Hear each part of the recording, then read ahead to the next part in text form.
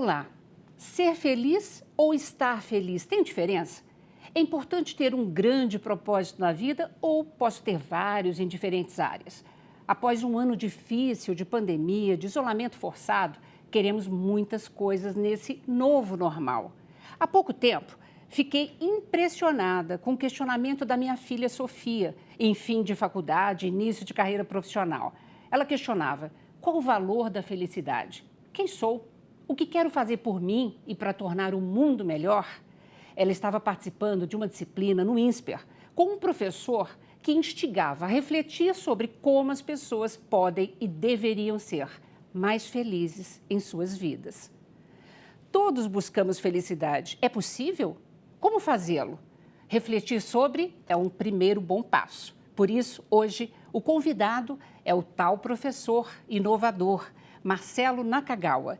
Ele é professor de inovação e empreendedorismo do INSPER, Unicamp, FIA, Fundação Vanzolini, Instituto Butantan, é coordenador de pesquisa para inovação da FAPESP, consultor de grandes empresas, mentor de startups, entre muitas outras atividades. Marcelo, é um prazer imenso recebê-lo aqui hoje no programa, viu? Lina, é um prazer, né? Desejar um bom ano para todos nós, ano de muita esperança, né? Espero que também de muita felicidade.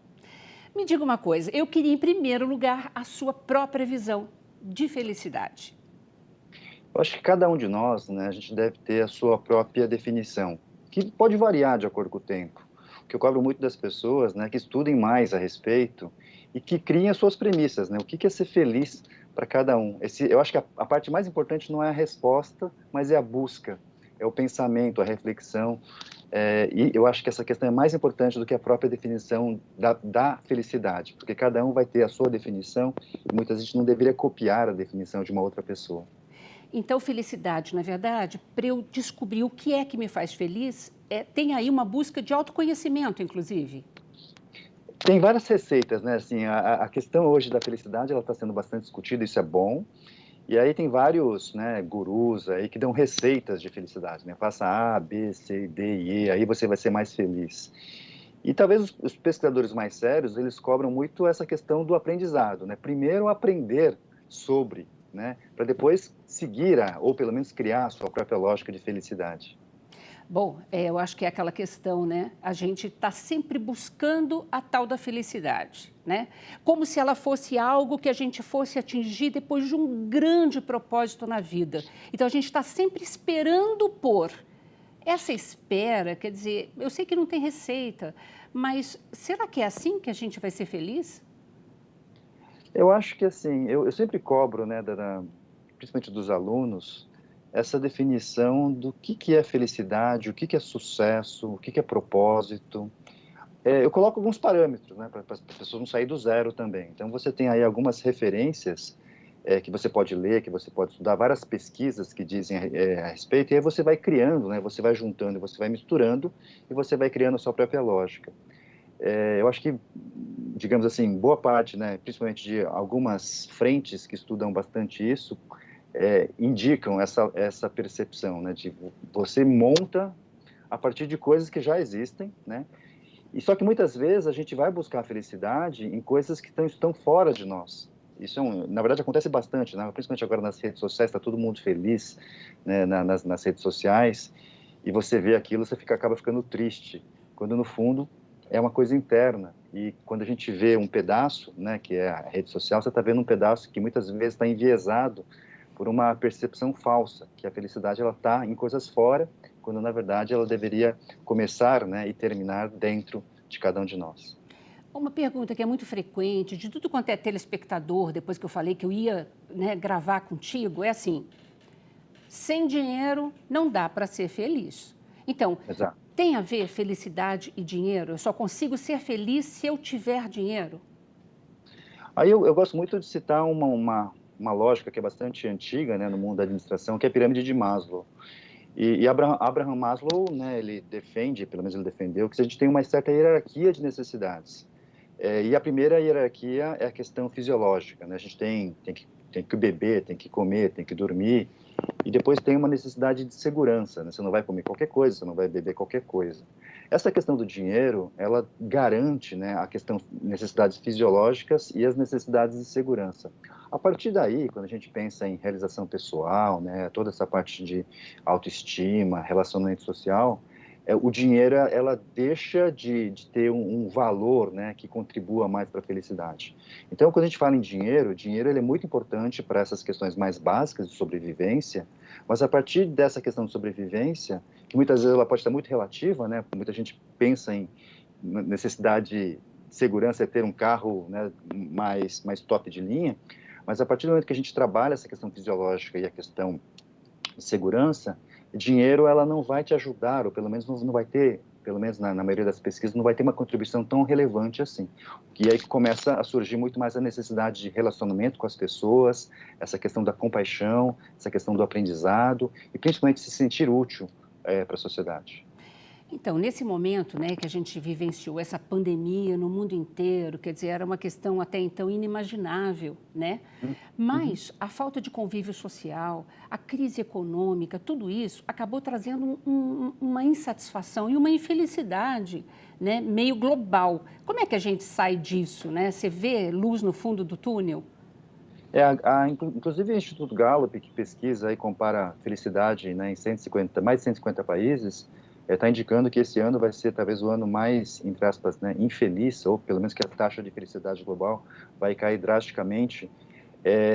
E aí talvez mais por essa questão, é claro, financeira, que na verdade a gente cai numa situação de necessidade fisiológica e de segurança, mas também por essa questão do relacionamento com as pessoas, né? Boa parte da felicidade, ela vem da nossa interação com as outras pessoas. E as interações digitais, digamos assim, o nível, né, pelo menos a qualidade de relacionamentos mais felizes, digamos assim, caiu bastante. Então a gente tende a ter digamos assim, espero que a gente tenha uma recuperação, né, nesse ano que está começando agora, mas foi um ano bastante difícil do ponto de vista financeiro, mas também do contato humano, que muitas vezes isso nos traz, né, mais felicidade. Na verdade, a gente tem visto, começando a ver, né, um Uhum, movimento de algumas empresas, poucas uhum, ainda, uhum. até chegou a montar uma diretoria, né, sobre saúde mental, felicidade e propósito. Você vê isso, Marcelo, como um movimento que veio para ficar e um movimento positivo?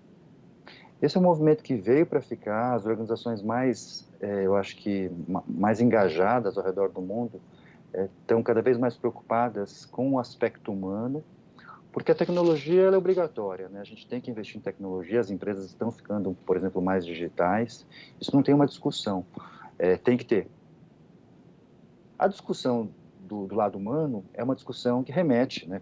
A gente volta lá para os filósofos, né? Inclusive pré-socráticos, do que é e não é as coisas, né? Então, toda essa discussão mais filosófica, por isso que a gente tem grandes filósofos hoje que são grandes influenciadores, isso começa digamos, a ser olhado para as empresas que olham o ser humano cada vez mais com um elemento mais holístico, né? Não é simplesmente aquela pessoa que é um funcionário, é um empregado, né? Quase como se fosse uma máquina, e tem uma pessoa do outro lado. E essa pessoa ela tem outras preocupações, né? Ela tem seus questionamentos. Quando a gente fala de saúde mental, hoje é uma tendência muito forte, né? Não só aqui no Brasil, mas em outros países, porque as empresas se deram conta que, né, aquele ser humano máquina que a gente viu muito no século XX, agora não, né? A gente tem um ser mais espiritual, um ser mais holístico, uma pessoa mais engajada que está preocupada com outras questões, não só da sociedade, mas também do seu lado interior.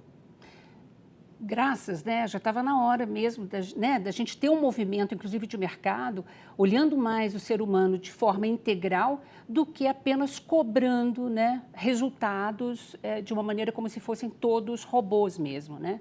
Tá? E é isso, inclusive, que você tem instigado, né, na formação de novos alunos, que serão os novos profissionais do futuro, né? Eu sempre, né, há 20 anos eu trabalho com empreendedorismo e inovação.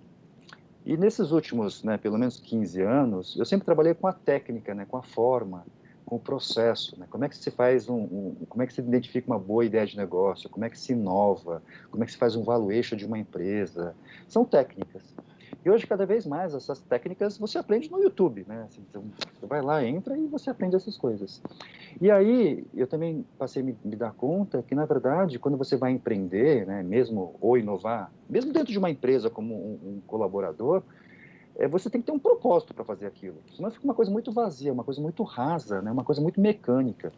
Então, empreendedorismo é uma longa trajetória de vida, é uma decisão, né, que vai mudar drasticamente a sua vida e a vida das outras pessoas.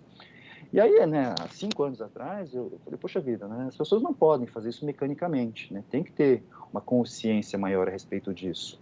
E aí que eu comecei a trazer esses conceitos de elementos de felicidade, sucesso e propósito, não como dar respostas, mas instigar a pensar sobre. E que isso vai mudar ao longo da vida da pessoa, né? Então, não ter essa preocupação de achar a resposta que vai ser utilizada para a vida inteira, né? Para pensar, pelo menos de tempos em tempos, né? Você está feliz, né? Aquilo que você definiu como propósito está sendo realizado, né? O que você chama de sucesso, você está atingindo isso? Então, o caminho, ele é muito mais importante do que a chegada.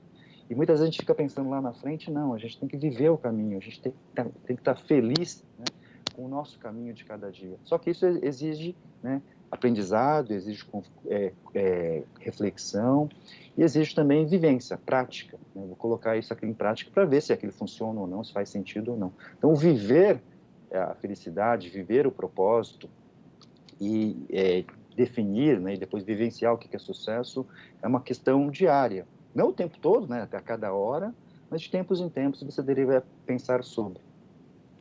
E esse pensar sobre é que no próximo bloco, Marcelo, eu vou querer algumas dicas, né, úteis, práticas para o nosso telespectador, tá bom? Ok.